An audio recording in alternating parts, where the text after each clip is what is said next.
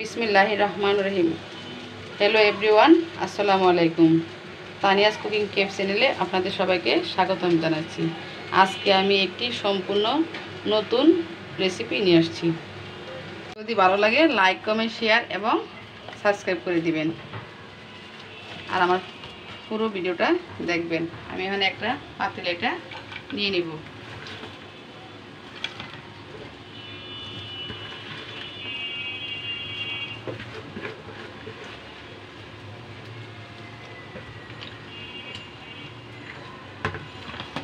এবার এটার ভিতরে আমি 1 মগ পানি দিয়ে সিদ্ধ করে নিব। এবার এটাকে আমি চুলায় বসিয়ে দিলাম।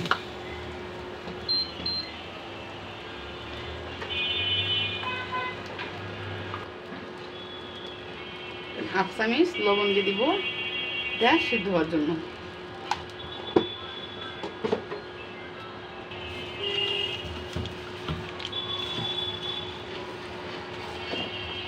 এখন এটাকে আমি ঢেকে দেব। এখন এটাকে আমি ঢেকে দেব। এখন আমি ঢাকনাটা নামিয়ে নেব। সিদ্ধ হয়ে গেছে,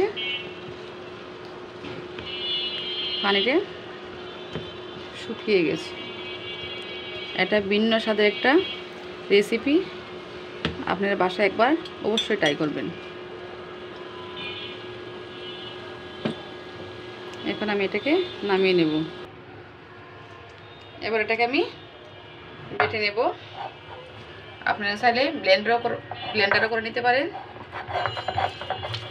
আমি শুনেছি পাটায় বাটলে নাকি স্বাদ হয়, তাই আমি পাটায় বেটে নিচ্ছি।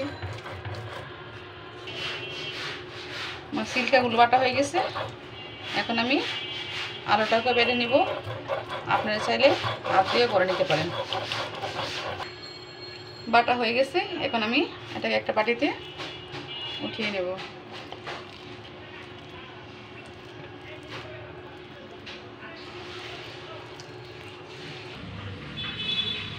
এখন আমি একটু আদা রসুন বাটা দিয়ে দেব,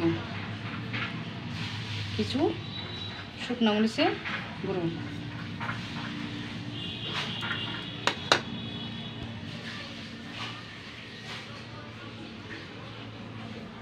দুটো পেঁয়াজ,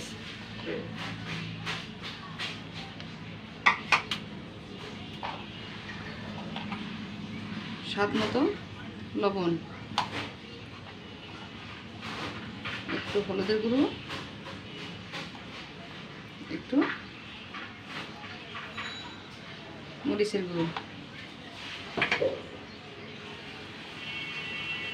একটু জিরার গুঁড়ো,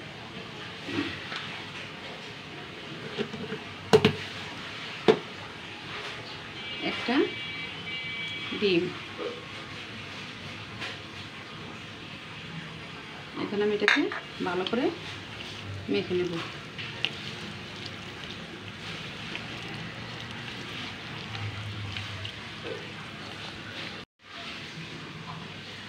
এখন এটা আমার মাখা হয়ে গেছে।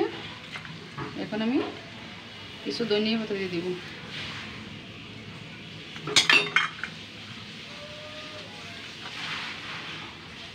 আর একটু মরিচের গুঁড়ো,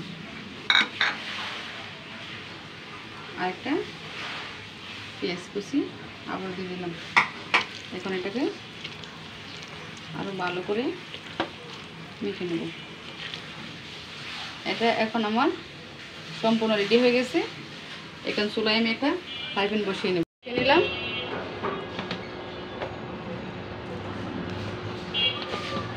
একটু তেল দিয়ে দিব।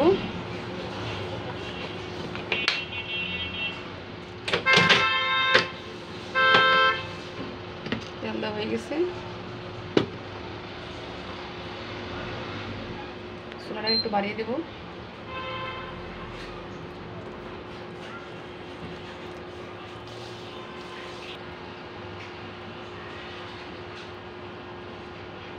এখন আমি এটাকে এই শেপ করে চুলায় দিয়ে দিব।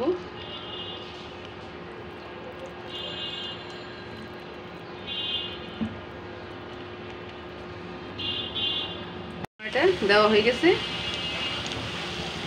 এখানে আমি চুলাটাকে মিডিয়াম করে রেখে দিব।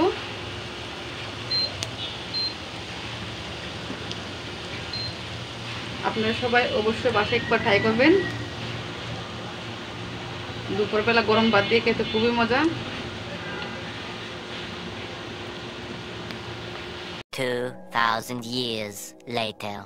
এবার আমি এটাকে উল্টিয়ে দেব।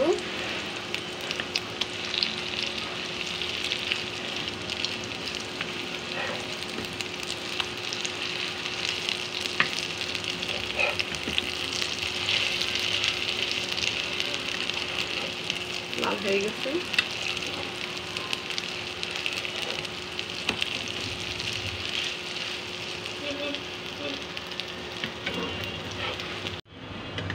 হ্যাঁ, আমার বড়াগুলো এখন হয়ে গেছে।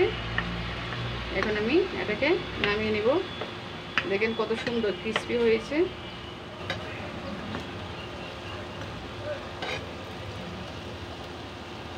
আপনারা অবশ্যই ট্রাই করবেন।